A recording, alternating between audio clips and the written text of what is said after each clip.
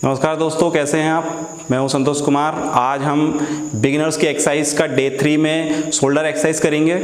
Shoulder exercise जो है, आपको शोल्डर में कुछ चीज़ों को विशेष रूप से ध्यान रखना है।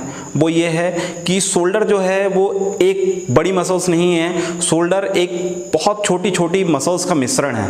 तो आप जब भी शोल्डर एक्सरसाइज करेंगे तो शोल्डर के सारे एंगल्स की एक्सरसाइज करेंगे।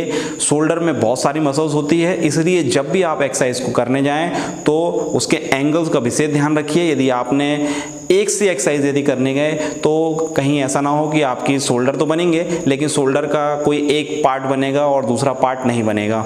इसलिए शोल्डर जो है, शोल्डर के ढेर सारे उसकी वेरिएशन है, बहुत सारी एक्सरसाइज है। तो कुछ एक्सरसाइज जो मैं आपको बताने जा रहा हूँ वो आपके सारी मसल्स को कॉन्ट्रैक्ट करेगी और कंप्लीट एक्सरसाइज कराएगी।